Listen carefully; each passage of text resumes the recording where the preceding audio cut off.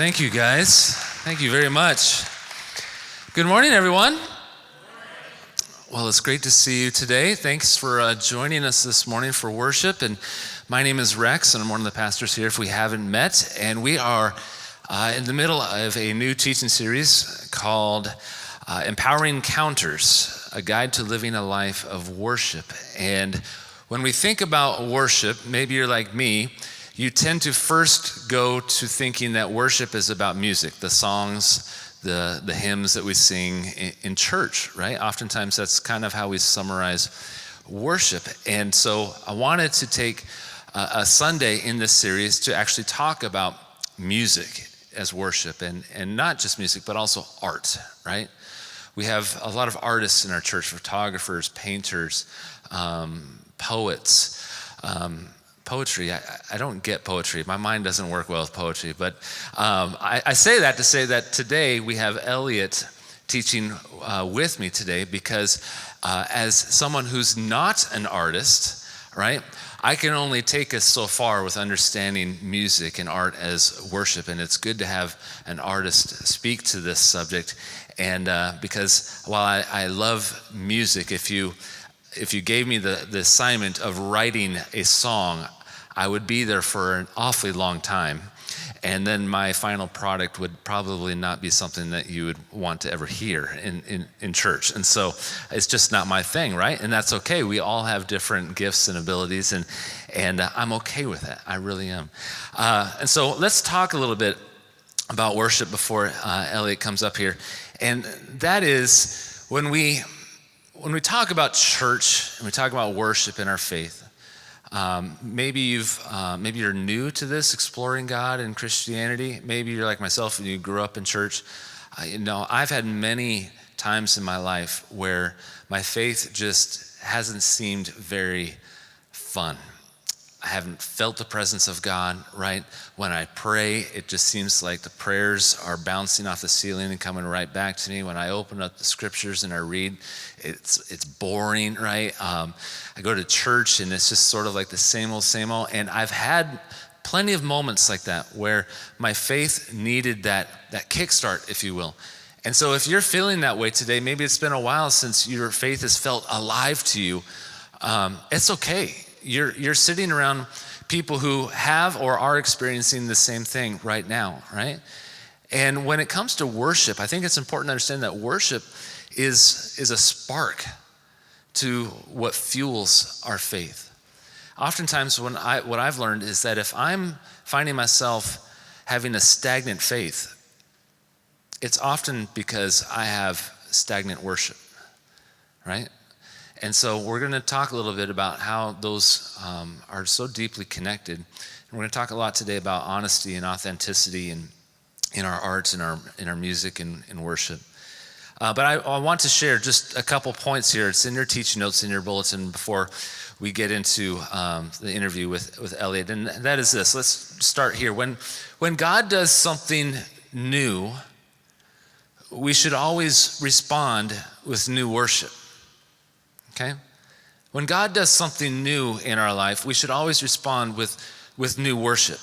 So I think of the word revival. I think of times in church history where we've seen revivals happen. I come from the Assembly of God denomination. The Assemblies of God denomination was birthed from a revival, the Azusa Street revival, right? Many revivals have happened in American history and throughout the world. And from those revivals, we have a lot of the hymns and songs, worship songs and praise songs that we sing in church today because there were people who were responding to what they were experiencing, this new revival. And for some of us, the word revival can be kind of freaky, right? Some of us, we tend to think, oh, here he goes with the word revival, right? And we think, we think ultra Pentecostalism, or we think that, sort of like we got to ramp up the crazy spirituality, right? And we have to suddenly start dancing and jumping around. That's not what revival is. Revival at its core is simply an awakening. It's an awakening to the love and the presence of God, where God is moving in our life in a new, fresh way. And it's revived us. He's captured our attention in a new way. And I think that whenever we experience revival, we should respond to that with new worship. The psalmist says in Psalm 98:1, sing a new song to the Lord, for he has done wonderful deeds. His right hand has won a mighty victory. His holy arm has shown his saving power. So God is on the move. He's doing something for the people of Israel here. And the psalmist's response is, let's bring a new song to God. Let's bring a new song to God. Maybe God is doing something on the outward where he has provided something for you recently, a new career path, a new home, or something that has been an amazing blessing of provision in your life. And you should use that opportunity as a way to worship him in a new way. God opens up a new door for a career for you. How might you use that workplace? How might you use that career now as a lifestyle of worship to him? All right? Worship should also be naturally inclusive and inviting. I also would maybe use the word contagious. It should be contagious. The psalmist says in Psalm 95:1, come. All right, so if you have your Bible with you or you're reading from your tablet or your phone, you can highlight there on the app, come, that word, that's an inviting word, come, right? Come with me, come, let us sing to the Lord.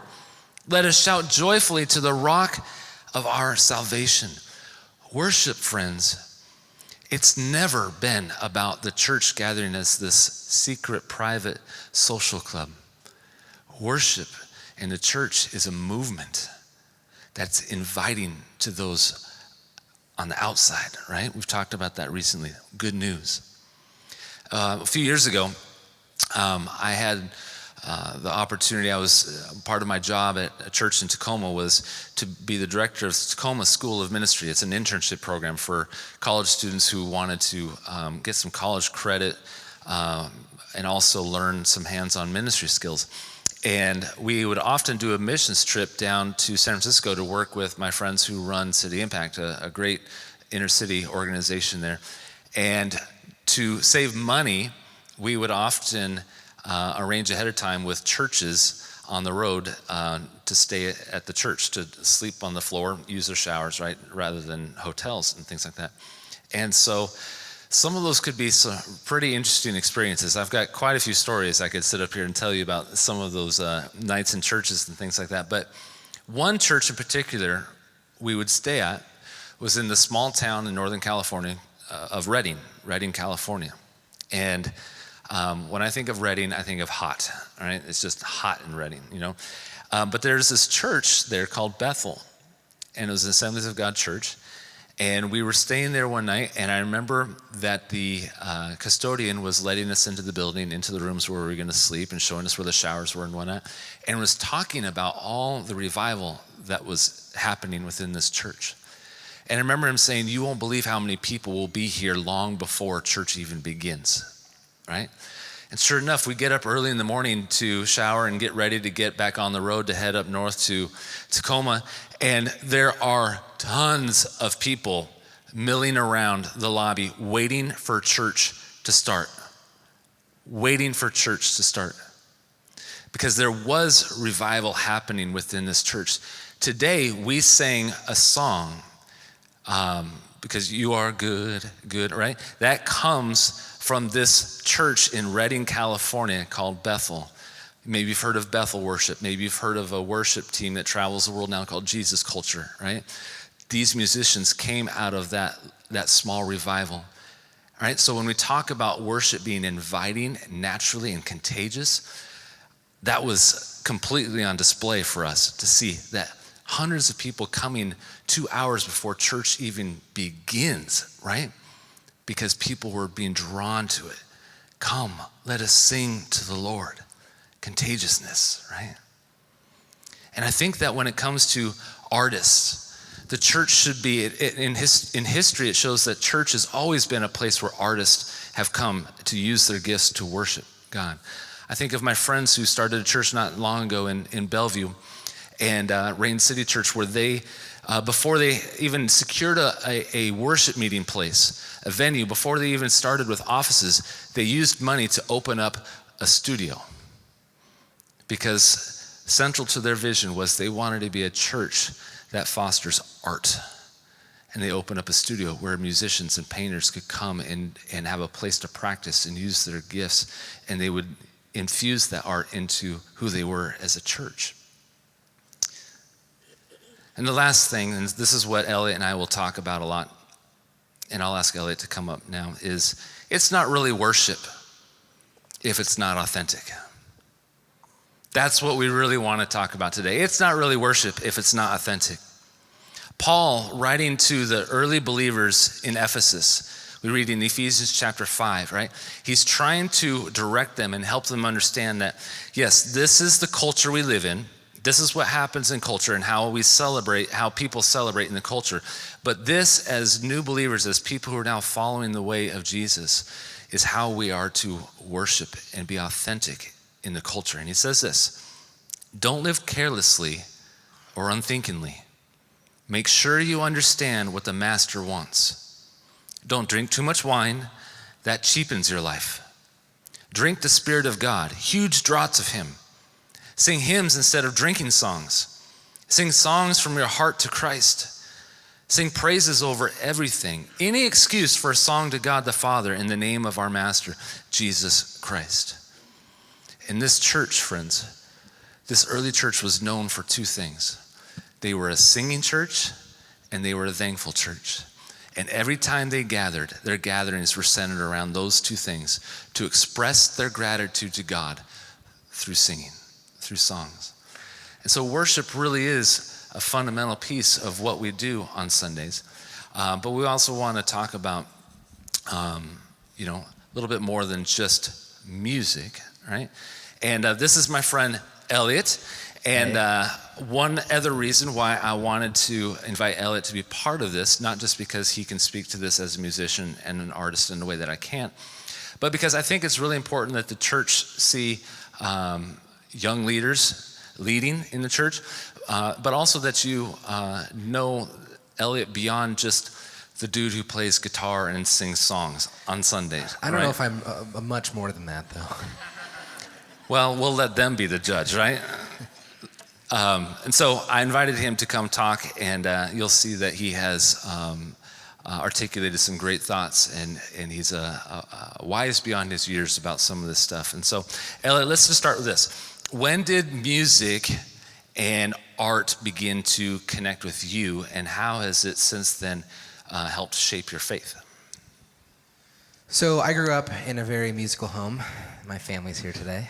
My dad, he was a professional guitarist throughout the 80s.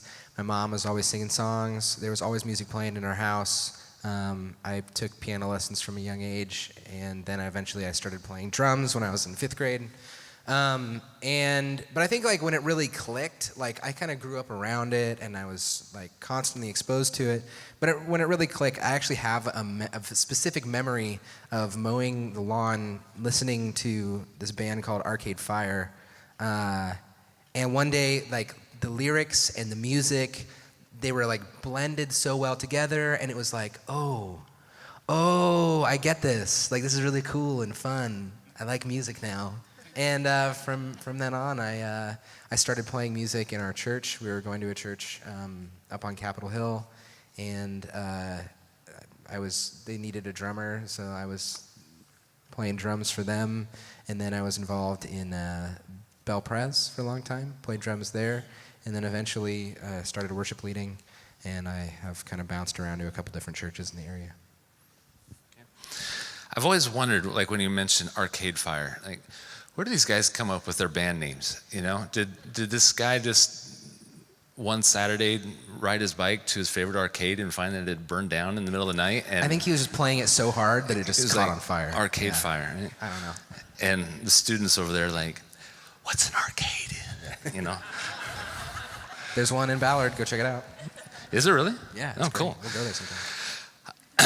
Okay, well, being that you kind of grown up in a musical home and church and everything, and we've talked a little bit about music today, but let's also talk about how do you see the danger of compartmentalizing worship as being just music?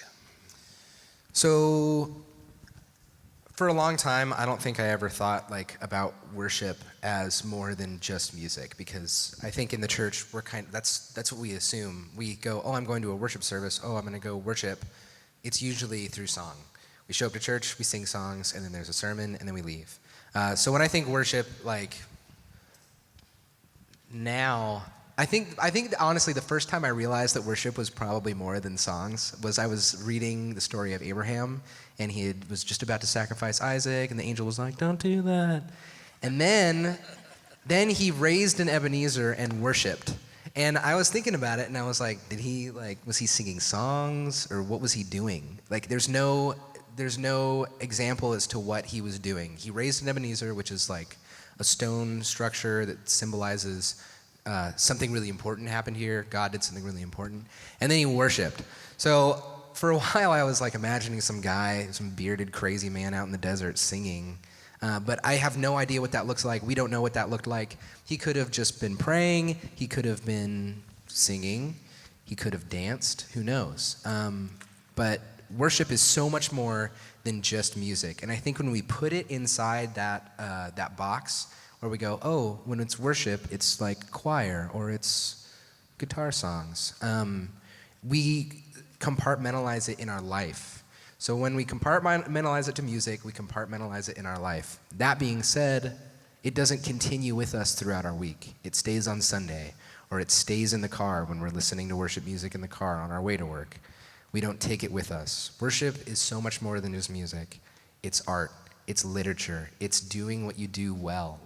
My favorite example is if you're an accountant and you are on your accounting computer and you're typing in all your accounts and you're doing it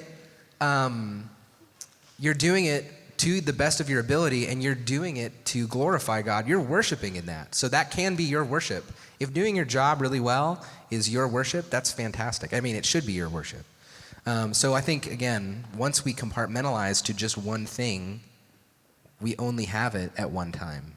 We can't continue worship throughout our whole week. I hope that you all heard that. He didn't say that in the first two services, so that's good. When you compartmentalize worship as just being one thing, you only have worship at one time, right? That's really good. For many of us, myself included, we're raised to believe that there's the secular world and the Christian world. So by the time I had gotten into high school, right, I had my high school buddies that I played basketball and baseball with, that I ran with Monday through Friday, right? And then I had my church, my youth group friends, and those friends never intersected. They were always one or the other, right? And when it comes to music, a good example of this, students, I'll talk to you for just a minute here. Imagine you show up this Wednesday night in the gym. The students have awesome youth ministry service right here in the gym every Wednesday night. Imagine you show up Wednesday night, and it comes time for the message, and Pastor Josh gets up there, and he's looking pretty upset, right? And he's got these CDs in his hand, and it's like David Crowder CDs or Jesus Culture CDs, right? And he says, I just found out that David Crowder has decided that he's going to put out a new album, and it's going to be mainstream, and it's going to be played on 107.7 The End, right? And I'm just furious about this. And he begins to take a hammer and he starts smashing up the CDs because David Crowder can't possibly do that. That happened to me once, okay? Do you remember back in the 80s when Amy Grant put out her one album, and it was like, I think it was like Baby Baby or something like that, and it went second? That was my youth pastor. He showed up and he pulled out all the tape out of the cassette tapes of all of his Amy Grant tapes, and he smashed them in front of the whole youth group, right? That was the kind of the world that I grew up, was secular, sacred. And I think this is really important to talk about, especially with young people being in here today. What are your thoughts on that related to art and music, this idea of Christian, secular? So I think we're getting back to that compartmentalization thing where instead of music being music or art being art, we have Christian art and we have secular art. I don't know why there's a division there. I think we can convey Christian messages. We can pour out our hearts and our souls into our art and have it not be Christian art. It can be just art. I don't understand why we have to have this division. I think that artists like Amy Grant, who started off doing Christian music and then moved into the secular world, you box yourself in when you decide like, oh, I'm going to make Christian music, because Christian music isn't going to get airtime on 107.7 The End. It's not going to get airtime on KISS 106.1 or whatever, which means that you're going to be really witnessing to a smaller crowd. So I say, instead of being very specific to your art and being like, I'm going to make Christian art, make art that everyone can enjoy, but with values that are Christian values, or values that are important to God. Okay. So let's go off script a little bit. We talked about this in the last service. As a parent now, as of Friday, I became a parent of a teenager, and I want my kids to love music. Crystal and we both like music, but we experience music very differently. I will really like catch a lyric or a line in a chorus and be like, did you hear that? That was amazing. I wanna know where this person came up with that. And Crystal just enjoys the beat, the sound, right? She just enjoys the music that way. We experience music differently. My oldest son, he's a lot like me, where I can see that he's really exploring like the lyrics of the artistry of the song. And I want him to explore music, not just seeing it as secular Christian, but sometimes, what do we say to a parent or grandparent who has kids who are saying, yeah, but Dad, Mom, listen to the message here, right? But sometimes that message might have foul language. It might be demeaning towards women. It could be talking about, it seems like it's almost celebrating violence, that sort of thing. And when they say, yeah, but you're not getting the message. And I say, well, hold up. I don't want that language in your ears. Where do we go with that? Am I making sense? Absolutely. Okay. I've got a 16-year-old brother, and he knows every single word on the new Kendrick Lamar album. And there's part of me that goes, that's awesome. And part of me that's like, there's a lot of things that are said on that album that are pretty intense.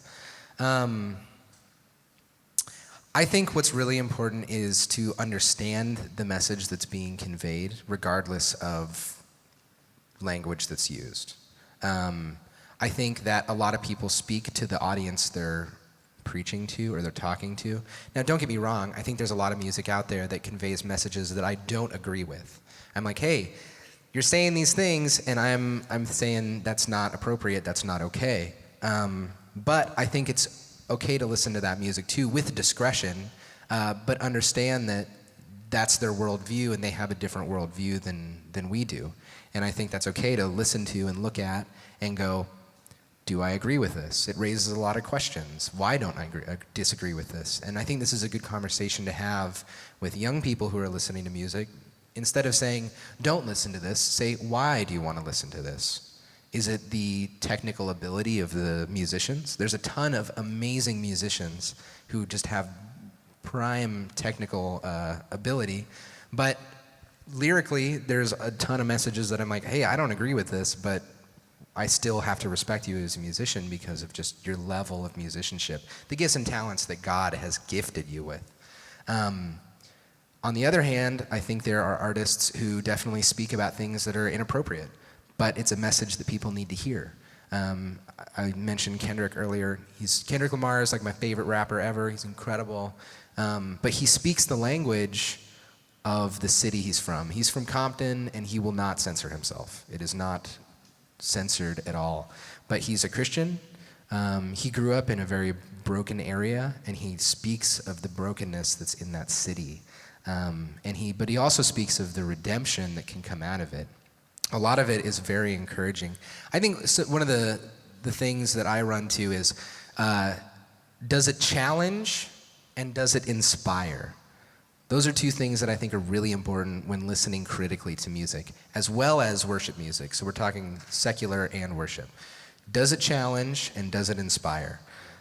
So if I listen to a Kendrick song and he's rapping about, money, drugs, lust, you name it, is he for it or is he against it? Because I think from a surface perspective, you can look at it and go, oh, well, it seems like he likes these things, but if you read deeper into what he's saying, he's absolutely speaking out against it. He's absolutely saying, these are values that our culture are holding on to so tight, and they are destroying and pulling down our culture. I think from a Christian standpoint and a worship standpoint, when we listen to worship music, when we take in that worship, pay attention to what you're singing. Don't let it be karaoke worship where I'm putting lyrics up on the screen and you're just singing them because they're there. I think it's really important to know what you're singing, to know what you're listening to. You're hitting on what I talked about earlier when Paul is teaching the early church about living authentic faith within the culture, right? And especially when it comes to worship, and he's talking about singing songs to the Master Jesus, right? And so, how important is honesty and authenticity in our Sunday worship? And how do we guard against the trap that we all experience from time to time of just going through the motions on Sunday, where we literally just show up, experience a nice hour service, and walk out the door, right? How do we be more authentic and honest in our worship? Well, I think we can break this down kind of into two sections, where it's honesty in corporate, like a corporate setting like we're in right now, where we're all going to sing together, but also honesty in creation. So first, we'll just start with the corporate setting. We all come here on Sundays. I think I mentioned earlier the idea of karaoke worship, where you're not really paying attention to what's being said. I mean, I've fallen totally into this, where I show up and I'm kind of going along with emotions and I'm just singing. Let's say I'm singing that song that we sung earlier, and you are good, you're good, but you're like, I'm struggling to see God's goodness in this moment. Maybe something happened earlier in your day, maybe something's happening in your week, and you're struggling to see the goodness. Are you singing that with honesty? And that's my question is, how can we approach worship and be active in worship while still being honest with ourselves and with God? So if there's lyrics like that you just can't sing, I encourage you don't need to sing, but you can make it your prayer. I encourage you to be active in, like, Lord, I'm struggling to see your goodness. I'm struggling to see the goodness in the world. So let that be my prayer today. So I'm not saying sing along to those lyrics, but be active in that worship. I think it's different for leadership. It's hard some days to get up and sing some of these lyrics, but I have to be authentic to a leadership position and do my job. So it's a little different being a worship leader. Sure. How then, if someone has had just a brutal week, and you're saying, be thoughtful about what you're singing, because maybe if you're just going through the motions where it's the karaoke, you are good, but you're not feeling that. So you're saying that maybe in that moment, instead of just singing the lyrics, praying. I mean, how do we still worship even if we don't feel it? You're just saying pray about. Yeah, I say pray, talk to God, be like, show me your goodness, or show me where challenge me. Like I think I mentioned earlier, the two things that I think are really important are does worship challenge and does it inspire? And so you can be challenged by things that have been said, and let it resonate with you so you can like pray and ask God, like, where can I become closer to you in my brokenness? Okay. So I hope that you get what he's saying here is that it's in those moments of honesty. I think honesty honors God. God just wants to see that we are coming from a place from deep within our heart, you know. And the longer you're in church, the longer you experience church services, the more things become habit. And that's not a bad thing. Some of that can be very good, but sometimes it can be a trap where we lose sight of the fact that God is calling us to this place of authentic honesty, right? A rawness, an openness to him. Yeah. I also think that authenticity and that honesty comes from like direct lyrical stuff that we say and we sing. And if there's a time, like I want this to be an opening of a conversation where if there's a time where we're singing certain lyrics to a song here and you're just like, that's not okay to say. That's not theologically correct. Or is that what we believe? I think that's another type of honesty that's really important, is opening that door to, is what we're saying true, and is what we're saying theologically correct? So. Well, last week, Pastor Tim challenged us with two thoughts. The first was that we are created to worship, right? That is our sole number one purpose for living on this planet. It's to bring glory to God, it's to honor God and worship him with our life. And music and art just happens to be a piece of that. Maybe you're sitting here today and you are a closet artist. Photography brings great passion, painting, poetry, whatever it might be. Maybe it's time to begin to think about how can I use these passions and my gifts for art to show my worship to God. Because the church needs that, friends. The church needs art, right? We need to celebrate worshiping God through all these different ways. And the second thing that Pastor Tim said last week was he challenged us to raise the bar of worship. And I think every church has these moments where they need to be challenged, that it's time to raise the bar of worship.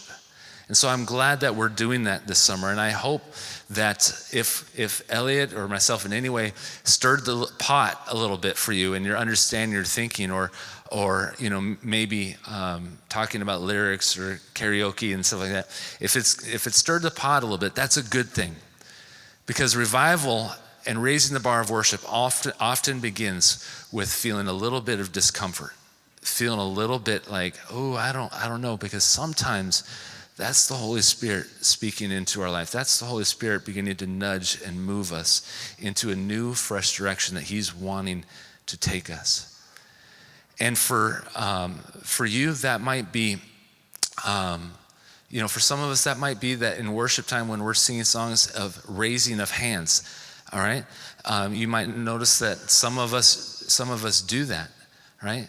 But please note that the raising of hands does not necessarily mean worship, because we're about to close, and I'll have the band come up now with this song called "The Stand." And in this song, it talks about with hands lifted high, but then it says, "and hearts abandoned," and that's the key right there. When hearts are abandoned to God, right? There's the honesty, there's the authenticity. And so I challenge you as a church today to really be thinking and thoughtful about how can I raise the bar of worship in my life, through my work, through my family, in the way that I live in my neighborhood, the way that I live tomorrow morning at school, as I walk the hallways, as I sit in the cafeteria with friends. How can I raise the bar of worship? How can I honor God with my life and the passions and the giftings that he's given me? Would you stand with me and let's sing this closing song together?